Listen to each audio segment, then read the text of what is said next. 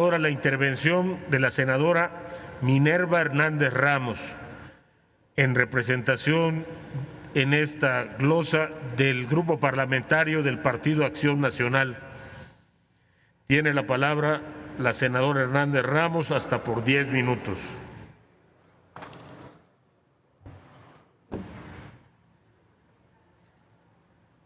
Con su venia, senador presidente. Adelante.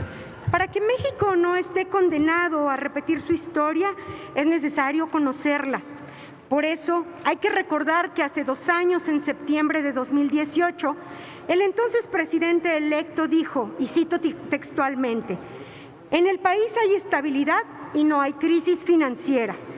A finales de octubre de ese año se llevó a cabo una consulta popular al margen de la ley con la que se canceló el aeropuerto internacional, a pesar que durante la campaña el ahora jefe de la oficina de presidencia, Alfonso Romo, había asegurado que se continuaría con su construcción.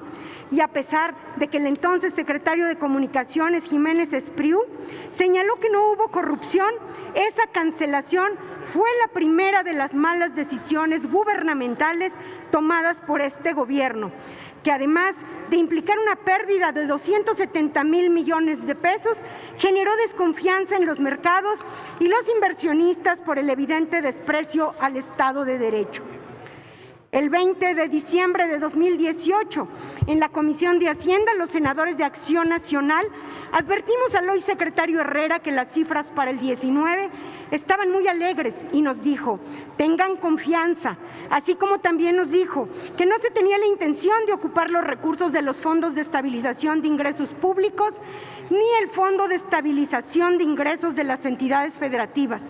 Incluso en los precriterios 2021 se presumía de estos como parte de los amortiguadores financieros y fiscales, pero ¿qué creen?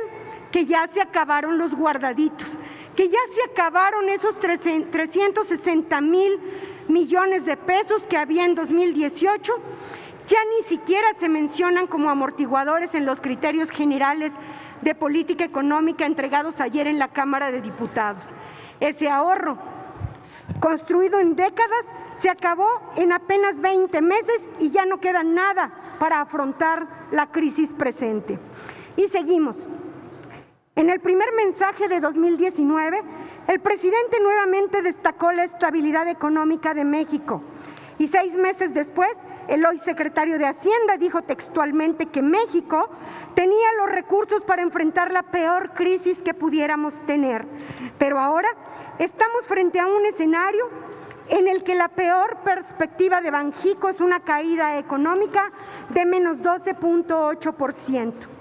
Hace un año, en la glosa del primer informe presidencial, expresaba yo en esta tribuna que la inadecuada conducción de la política económica del país nos había llevado a un 0% de crecimiento y que se requeriría un giro de timón para frenar la destrucción del valor público que se estaba ocasionando. Pero de nuevo, el gobierno, escudado en sus otros datos y en la mayoría parlamentaria de su partido, hizo caso omiso y nos recetó la misma medicina de la austeridad para el 2020, que tuvo como consecuencia aún más resultados negativos para México. Dicen que locura es hacer lo mismo y esperar resultados diferentes. Locura también es negar la realidad que nos muestran los datos y cifras oficiales. Locura es insistir en que todo es culpa del neoliberalismo, de la corrupción o de los conservadores, cuando ya son 20 meses de ejercicio de gobierno en el que los resultados han sido desastrosos para la población en su bolsillo, en su salud y en su integridad física y patrimonial.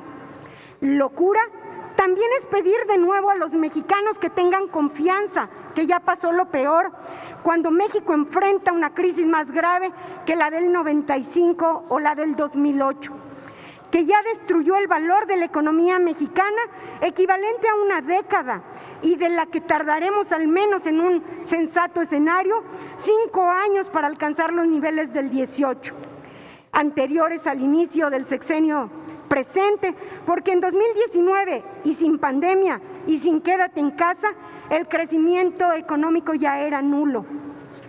El presidente, su esposa y su proyecto político son entusiastas al acudir a la historia para justificar sus acciones.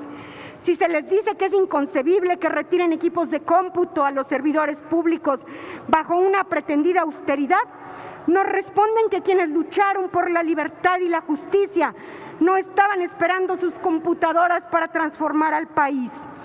Si se les muestran videos de familiares recibiendo dinero para campaña electoral, nos dicen que Leona Vicario dio dinero a la causa y que nadie la grabó. Por eso quiero acudir a la historia económica de México. Si el neoliberalismo comenzó con De la Madrid, cuyo ajuste a la economía tuvo como efecto un sexenio de crecimiento cero, es paradójico que este gobierno, que ha proclamado haber acabado y desterrado al neoliberalismo, también sea recordado como el sexenio de crecimiento cero. Adiós a sus promesas del 6 o del 4%, será 0%. Ya lo decía Marx, que la historia ocurre dos veces, la primera como tragedia, la segunda como una miserable farsa. Yo soy de los muchos mexicanos que habremos tenido que vivir ambas. Otros, los más jóvenes, que serán factor decisivo en el 2021, solamente conocerán de primera mano este sexenio de conducción económica fallida de crecimiento cero. Soy una mujer crítica, responsable. No hago uso de esta tribuna para golpeteo político, sino para análisis técnico, porque la caída en el crecimiento económico no puede verse solamente como un número. Este gobierno, que se dice tan preocupado por el bienestar de la gente, debería entender que cada punto porcentual de caída del Producto Interno Bruto se relaciona directamente con un aumento en la tasa de mortalidad de los mexicanos en situación de vulnerabilidad. Primero los pobres, decían en campaña y repiten en las mañaneras, pero hoy, ante la ausencia de suficientes apoyos gubernamentales para la crisis del COVID, queda muy claro, más de 10 millones de personas caerán en pobreza extrema según el Coneval. Acusaron al neoliberalismo de ser una fábrica de pobres y sus resultados no son mejores. Ya aumenta la pobreza en un 40 a 50% de la población mexicana. A pesar de lo que diga el informe del segundo año de gobierno, es claro que la conducción económica del país no ha sido adecuada. Bastaron 20 meses de este gobierno para que las malas decisiones de política económica nos pusieran en una vulnerabilidad financiera que se agrava con los efectos de la pandemia. En estos primeros 20 meses de gobierno se ha presentado la mayor salida de capitales. Los inversionistas extranjeros se deshicieron de más de 340,000 millones de pesos en valores gubernamentales, contrario a lo que señala el presidente. De ninguna manera puede presumirse como éxito económico que hayan crecido las remesas.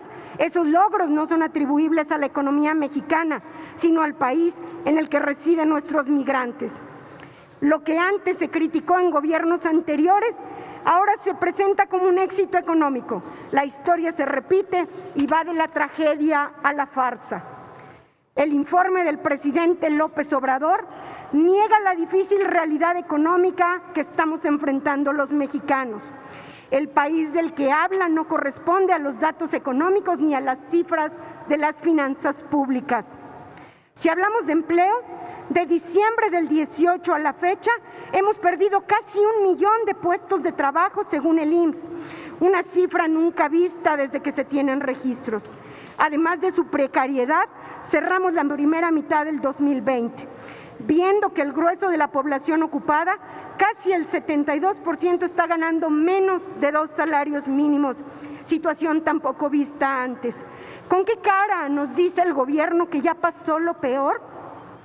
Se atreven a presumir en su informe que la recaudación mantuvo los niveles del 2019, pero son cifras artificiales que no corresponden al ciclo económico de México. Es el resultado, escuchen bien, de poner contra la pared a los contribuyentes, retrasando las devoluciones de sus saldos a favor o haciéndoles manita de puerco en los cobros de los adeudos pendientes.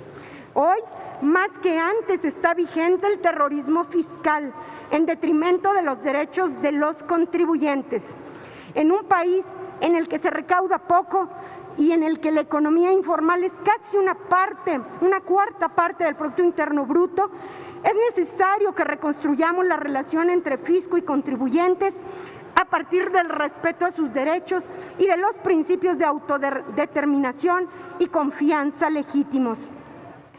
Tanto en el informe como en el paquete económico 2021, el gobierno presume de su supuesta austeridad e insiste que habrá que ajustarse aún más el cinturón.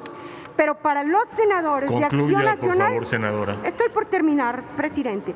Queda claro que ninguna de estas medidas llevará más comida a la mesa de los hogares, que no resolverá la frustración de muchos mexicanos que hoy no cuentan con un empleo digno y bien retribuido, que tampoco remediará el hecho de que en estos meses muchos hayamos tenido que empeñar o vender nuestro patrimonio para salir adelante. No enmendará que hemos tenido que recurrir a préstamos onerosos para continuar viviendo, ni tampoco revertirá el cierre de los muchos pequeños negocios que estaban en nuestras calles. En 2006, López Obrador perdió la elección por poco más de medio punto porcentual y ahora, siendo presidente, está perdiendo la economía mexicana por haber dado menos de medio punto porcentual del Producto Interno Bruto en apoyos fiscales para hacer frente a la pandemia.